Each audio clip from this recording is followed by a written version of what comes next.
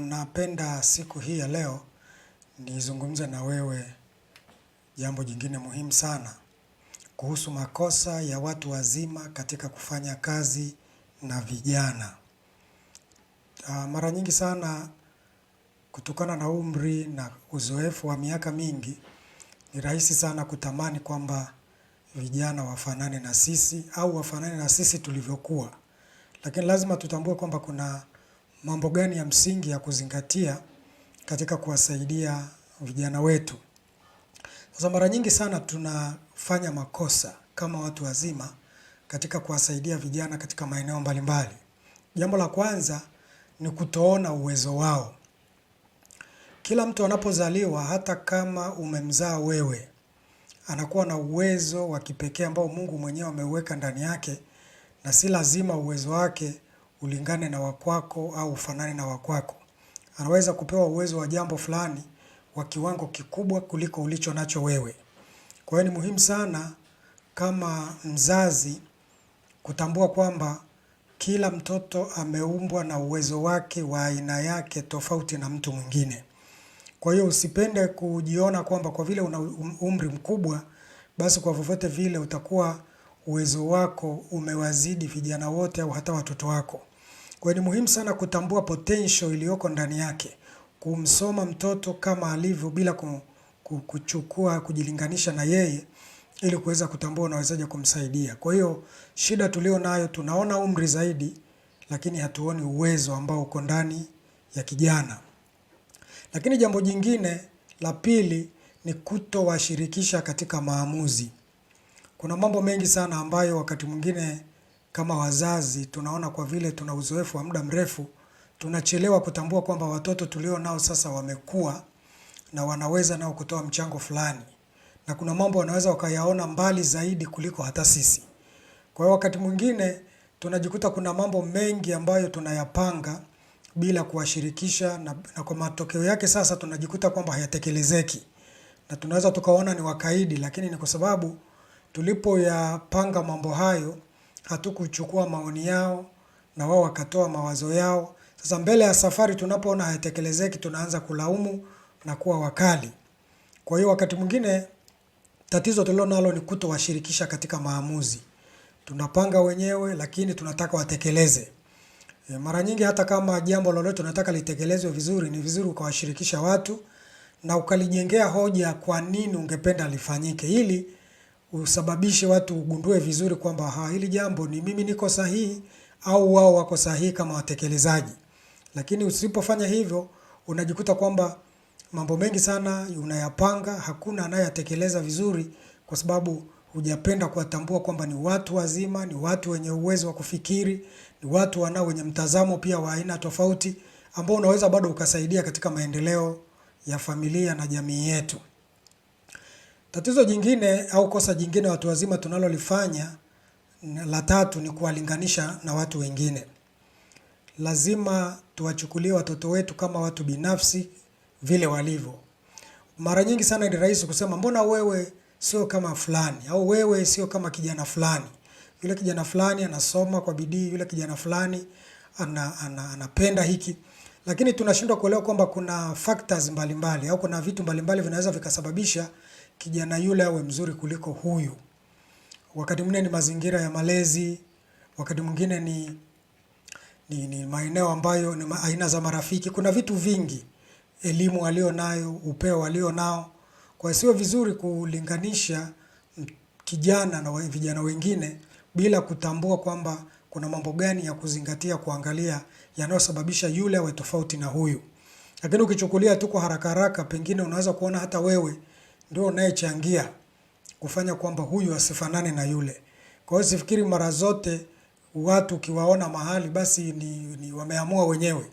Kuna watu wanaopenda kuwasaidia, kuna watu wanaowalea, kuna watu wanaowaelekeza, kuna mipaka waliowekewa katika maisha yao ambayo imewasaidia. Kuna boundaries kwa sababu wakati mwingine unaweza kukuta hata mzazi hakuna mipaka yote iliyowekwa kwenye familia. Mtoto anaweza akazurura tu akaja usiku wa manane, mtoto anaweza akafanya mambo mengi tu anavyotaka yeye, lakini unataka awe na tabia njema kama ya fulani. Lazima awe na uhuru wenye mipaka, wakati huo ukitambua uwezo wake kwamba na yeye ni mtu mzima. Jambo jingine ni kutotambua mahitaji yao. Tatizo jingine tulilo nalo au kosa jingine tulilo nalo katika kufanya kazi na vijana ni kwamba hatutambui mahitaji yao. Tunadhani tu kwamba kijana anapaswa kuwa na hiki kama wewe ulivyokuwa zamani. Lakini maisha yamebadilika sana sasa hivi kutokana na maendeleo yaliyoko sasa. Kwa hiyo inawezekana kwamba mahitaji uliokuwa nayo ukiwa kijana kama wao ni tofauti sana na mahitaji ya leo. Na kwa maana hiyo mipaka mingi uliwekewa wakati ule ni tofauti na sasa. Ni lazima tutambue kwa sasa kwamba tunachotakiwa kuwasaidia watu ni vijana wetu ni kupunguza makatazo mengi na kutumia muda mwingi kukaa nao au kuzungumza na kutambua mahitaji halisi. Kwa sababu unaweza ukajikuta kwamba tatizo sio simu kama simu, lakini tatizo ni matumizi ya simu. Kwamba hatujawahi hata kuwapa maelekezo kwamba katika simu kuna mambo gani mazuri ambayo wanaweza wakanufaika nayo katika zile simu. Kwa sababu hata sisi wenyewe hatuyajui, tunajua tu mabaya kuhusu simu. Kwa hiyo matokeo yake tunakuwa tu ni watu kukataza, na unapokataza wakati ni hitaji la msingi, wakati mwingine unasababisha sasa kijana yule akatumia simu ya mtu mwingine. Na ile simu ya mtu mwingine atakayoitumia sasa ina mambo mengi mabaya, ina picha za ngono, ina mambo mengi, ndio atakayojiibaiba na ndicho kitakuwa cha kwanza kukiona kule. Kwa hiyo atafikiri matumizi sahihi ndio yale, kumbe ndicho anachokatazwa. Ni kwa sababu gani? Ni kwa sababu hajajua mambo mazuri mengi ambao anaweza akayapata kupitia kwenye simu na akajengewa uwezo ili aitumie vizuri na kutahadharishwa yale ambayo yanaweza kuharibu maisha yake. Lakini sio kukatazwa tu, kuambiwa kwamba nini kitatokea. Mara nyingi unaweza ukamwambia mtu kwa mfano acha uzinzi. Hilo ni jambo jema sana kumwambia hivyo, lakini ni vizuri pia kuelewa kwamba unapomwambia hivyo uwe na mtazamo chanya pia wa kutambua kwamba Mungu ametuumba katika miili hii ya uhitaji fulani ambayo ni Mungu aliyeweka hivyo. Na Mungu alivyoweka hivyo hataki hitaji hilo litimizwe vibaya kwa zinaa. Lakini unapochukulia tu upande hasi ukashindwa kumweleza upande chanya, unamsababisha asikuelewe, naone kama unamzuilia nini. Na ndio maana siku moja mtoto mmoja au kijana mmoja alivyokuwa anakatazwa mara nyingi na wazazi wake mambo mengi kwa sababu hapewi sababu za msingi, akasema, baba, sasa kwa nini wewe umemuoa mama? Akiwa na maana kwamba kile unachonizuia mimi mbona naona kama ndio hicho hicho na wewe unafanya. Lakini alishindwa kutofautisha, na kwa sababu hajapewa elimu kwamba baba yake hafanyi zinaa na amesubiri kwa wakati sahihi na kwa mazingira sahihi na akajipanga, na ndio maana maisha yako vizuri. Kwa huyu unaweza ukawa mkali tu kwamba unanitukana, lakini ukweli ni kwamba anahitaji elimu ya kutambua afanye maamuzi sahihi na sio kupangiwa kila kitu kwamba kitu sahihi ni hiki. Apewe uwezo wa kuchagua jema na baya, kwa sababu mara nyingi utakuwa karibu naye, wakati mwingine utakuwa mbali naye, na atakuwa na watu wengi ambao wana maamuzi potofu na mambo mengi yasiyofaa. Lakini jambo jingine la mwisho la kosa ambalo tunalifanya kama watu wazima tunapofanya kazi na vijana ni kutowaruhusu kusema hapana. Vijana wana mambo mengi yanayowakabili katika maisha yao. Mengine yako kifamilia, mengine ni ya shule, mengine ni ya maisha yao kama wanadamu wengine ni marafiki ambao nao wana mashindano ya vitu fulani fulani walivyonavyo. Kuna utandawazi ambao nao unamsumbua, kuna mabadiliko ya mwili wake yanayoendelea. Kwa hiyo wakati mwingine sisi tumezoea kwamba mtoto au kijana anapoambiwa afanye kitu fulani hapaswi kuwa na nafasi yoyote ya kutoa pingamizi lolote au kufanya kitu mbadala. Na jambo hilo wakati mwingine unalomwambia alifanye sasa hivi, angeweza tu akalifanya baada ya kupumzika kidogo, akalifanya baadaye. Kwa hii ni tabia yetu kama watu wazima kwamba mtoto anaweza kuwa kijana ametoka shule amerudi tu amechoka na mambo mengi na kuchapwa na kukutana na changamoto nyingi, kuna maswali ya kuyajibu vizuri kule, wenzake wakamzidi, anafikiri mambo mengi. Lakini anaporudi nyumbani hatutambui yote aliyopitia. Kwa hiyo unaweza ukamwambia jambo ukaona kama anatamani asilifanye sasa hivi, alifanye baadaye.